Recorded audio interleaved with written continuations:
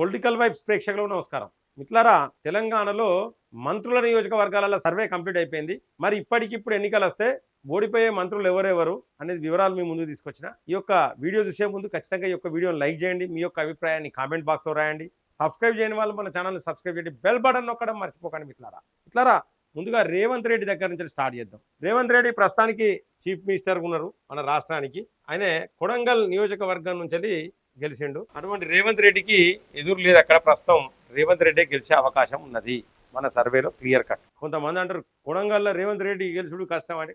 ప్రస్తుతం అయితే రేవంత్ రెడ్డి గెలిచే అవకాశం ఉన్నది. ఒకవేళ రేవంత్ రెడ్డి పైన బీఆర్ఎస్ గట్టిగా ఫైట్ చేసిన ఈ 2 సంవత్సరాలు, బీజేపీ గట్టిగా ఫైట్ చేసిన, అంటే రేవంత్ రెడ్డిని ఓడగొట్టే క్యాండిడేట్ అక్కడ వచ్చేది ఉంటే కనుక రాష్ట్ర రాజకీయాలలోనే చాలా మార్పులు సంభవిస్తాయి. ఇది నెంబర్ 1. నెంబర్ 2 వచ్చేసి మదిరా నియోజకవర్గం. మల్లు బట్టి విక్రమార్క.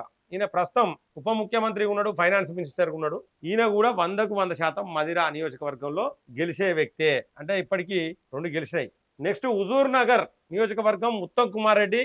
ఈయన ఇరిగేషన్ మినిస్టర్ ఉన్నాడు ప్రస్తుతానికి. ఈయన ఏంటంటే గతంలో బీఆర్ఎస్ అభ్యర్థి సైదిరెడ్డి మీద గెలిచిండు. ఆ సైదిరెడ్డి బీజేపీలోకి వచ్చిండు. ప్రస్తుతం బీజేపీలో ఉన్నాడు సైదిరెడ్డి. కాబట్టి అక్కడ ప్రస్తుతం ఉత్తమ్ కుమార్ రెడ్డికి ఎదురు లేదు. కాబట్టి ఉత్తమ్ కుమార్ రెడ్డి కూడా గెలిచే అవకాశమే.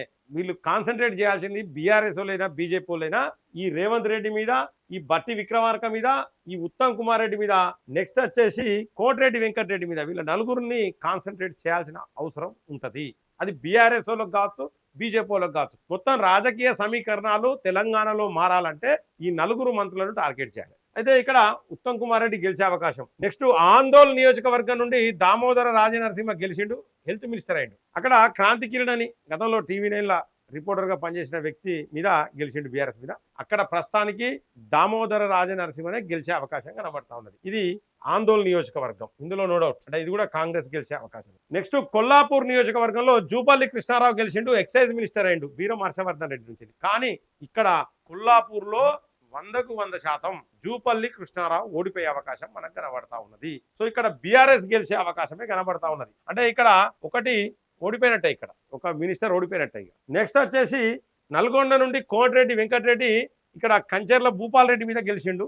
రోడ్స్ అండ్ బిల్డింగ్స్ మినిస్టర్ ప్రస్తుతం కోటిరెడ్డి వెంకటరెడ్డి. ఇక్కడ టఫ్ ఫైట్ ఉన్నది, చాలా టఫ్ ఫైట్ ఉన్నది.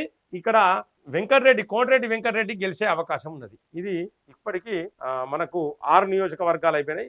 మంత్రి నియోజకవర్గం నుండి దుద్దిల్లా శ్రీధర్ బాబు ఉన్నాడు, ఐటీ అండ్ ఇండస్ట్రీస్ మినిస్టరు. పుట్ట మధు బీఆర్ఎస్ అభ్యర్థి మీద గెలిచిండు. సో అక్కడ మళ్ళా దుద్దిల్లా శ్రీధర్ బాబే గెలిచే అవకాశం ఉన్నది. పుట్ట మధు గెలిచే అవకాశం లేదు, మన సర్వేలో క్లియర్ గా తెలియదు. నెక్స్ట్ వచ్చేసి పాలేరు నియోజకవర్గంలో పొంగులేటి శ్రీనివాసరెడ్డి ఉన్నాడు, రెవెన్యూ మినిస్టర్. ఆయన కందాల ఉపేందర్ రెడ్డి మీద పోటీ చేసిండు. కందాల ఉపేందర్ రెడ్డికి పొంగులేటి శ్రీనివాసరెడ్డికి టఫ్ ఫైట్ ఉన్నది. అయినా ప్రస్తుతం అక్కడనైతే పొంగులేటి శ్రీనివాసరెడ్డి గెలిచే అవకాశాలే ఉన్నాయి, రెవెన్యూ మినిస్టర్ ఆయన. ఇది 8వ నియోజకవర్గం అయిపోయింది. 9వ నియోజకవర్గం ఖమ్మం తుమ్మల నాగేశ్వరరావు అగ్రికల్చర్ మినిస్టర్ ఉన్నాడు. అక్కడ పువ్వాడ అజయ్ కుమార్ మీద బీఆర్ఎస్ అభ్యర్థి మీద గెలిచిండు. అక్కడ బీఆర్ఎస్ పువ్వాడ అజయ్ కుమార్ గెలిచే అవకాశమే ఉన్నది. ఖమ్మం మొత్తంలో మిత్రులారా, ఉమ్మడి ఖమ్మం జిల్లాలో ప్రస్తుతం బీఆర్ఎస్ స్ట్రాంగ్ గా లేదు. ఒకే ఒక నియోజకవర్గం ఖమ్మం నియోజకవర్గంలో తుమ్మల నాగేశ్వరరావు మీద మాత్రం బీఆర్ఎస్ అభ్యర్థి పువ్వాడ అజయ్ కుమార్ గెలిచే అవకాశం ఉన్నది 100కు 100%. ఈసారి ఈయన పోతాడు.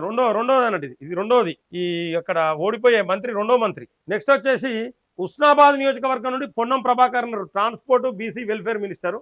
అక్కడ అల్గిరెడ్డి ప్రవీణ్ రెడ్డికి టికెట్ ఇచ్చిన, లేకపోతే అంతకుముందు సతీష్ మీద గెలిచిండు, మళ్ళీ సతీష్కు టికెట్ ఇచ్చిన బీఆర్ఎస్ గెలిచే అవకాశం ఉన్నది అక్కడ. సో పొన్నం ప్రభాకర్ ఓడిపోయే అవకాశాలు కనబడతా ఉన్నాయి. దీంతో 3వ మంత్రి, కాంగ్రెస్ లో ఓడిపోయే 3వ మంత్రి పొన్నం ప్రభాకర్. ఇది ఉస్నాబాద్ నియోజకవర్గం. నెక్స్ట్ వచ్చేసి మిత్రులారా, ఉస్నాబాద్ తర్వాత వరంగల్ ఈస్ట్ వచ్చేసి కొండ సురేఖ మంత్రిగా ఉన్నది. Forest environment endowment minister.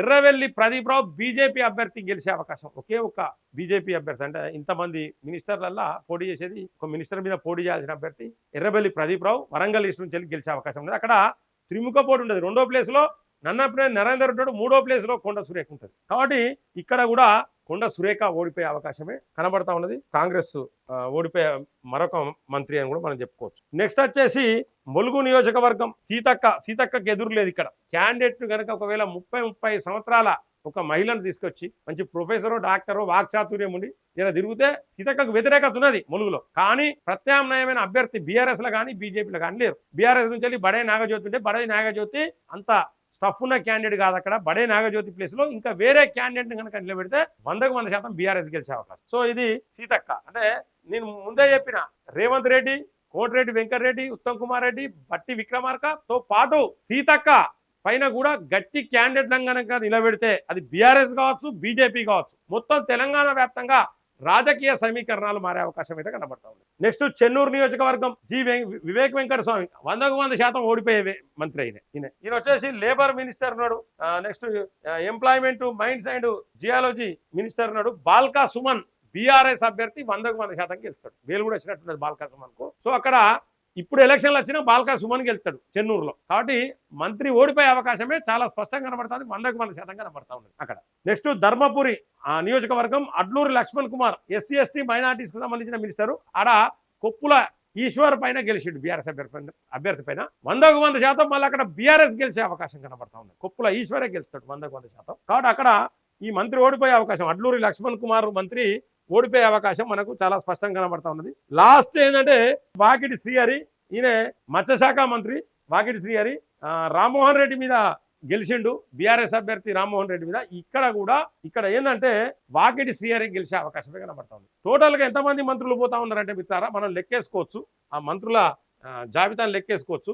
మనకు వచ్చేసి ఇక్కడ జూపల్లి కృష్ణారావు ఓడిపోయే అవకాశం నంబర్ 1. నంబర్ 2 వచ్చేసి తుమ్మల నాగేశ్వరరావు ఓడిపోయే అవకాశం. కొండం ప్రభాకరు, కొండ సురేఖ 4, 5 వెంకటస్వామి, 6 అడ్లూరి లక్ష్మణ్. మొత్తం 15 మంది మంత్రులు ఉంటే అందులో 6 ఇప్పటికిప్పుడు ఎలక్షన్లు వస్తే 6 మంత్రులు ఓడిపోయే అవకాశం చాలా స్పష్టంగా కనబడతా ఉన్నది.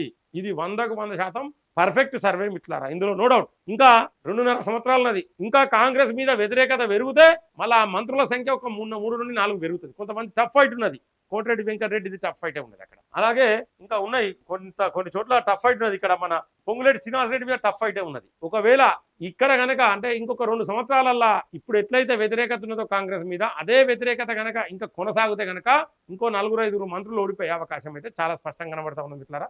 ఇది పర్ఫెక్ట్ సర్వే, వాళ్ళ నియోజకవర్గాలలో శాంపిల్స్ తీసుకొని చేసిన సర్వే, రాజకీయాలకు అతీతంగా చేసిన సర్వే.